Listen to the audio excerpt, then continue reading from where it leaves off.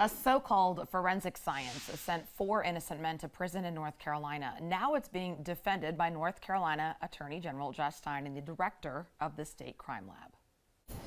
Hair comparison is a valid science.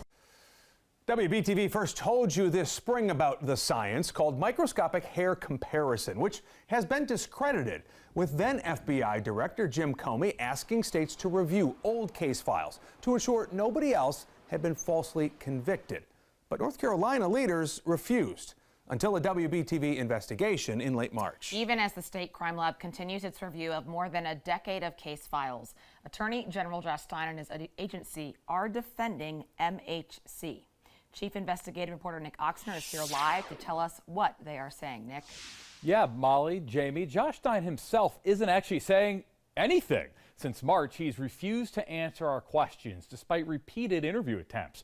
But I did interview the director of the state crime lab late last month, whose claims in defense of microscopic hair comparison just don't stand up to the facts.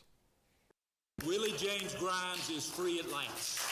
This is Willie Grimes being freed from prison after decades behind bars for a rape in Hickory he didn't commit.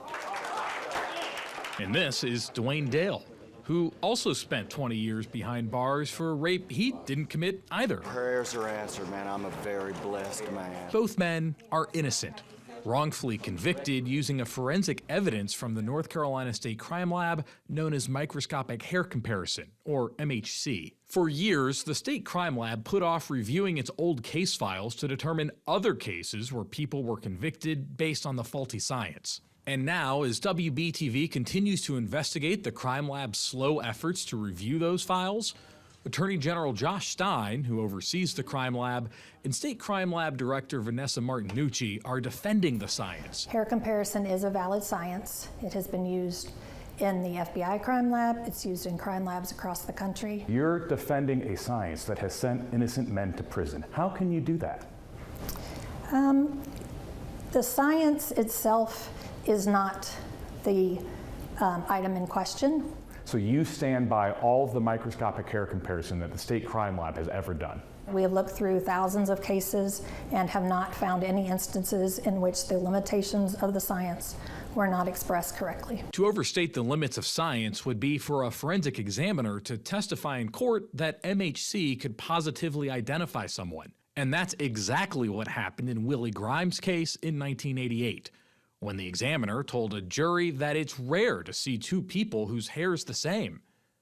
And in Dwayne Dale's case, when the examiner testified that a hair recovered from the scene did in fact originate from Dwayne Dale.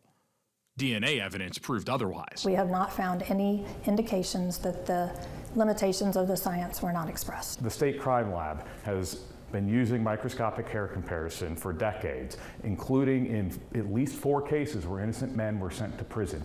Do you stand by that science? I stand by microscopic hair comparison as a science.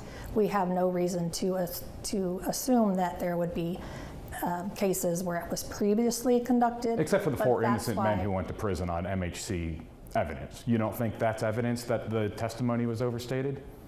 We don't believe that it has been done. How did Dwayne Dale go to prison for a rape he didn't commit when the only physical evidence was microscopic hair comparison if that testimony wasn't overstated?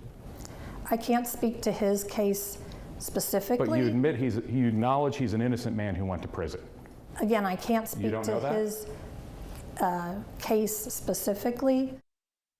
Now, I also asked Martinucci why it took years for her office to begin reviewing old case files to identify cases where MHC was used as evidence. That answer coming up when I join Jamie on your side tonight at 7:30. Back to you. Looking forward to that. Nick, thank you. New at 6 o'clock.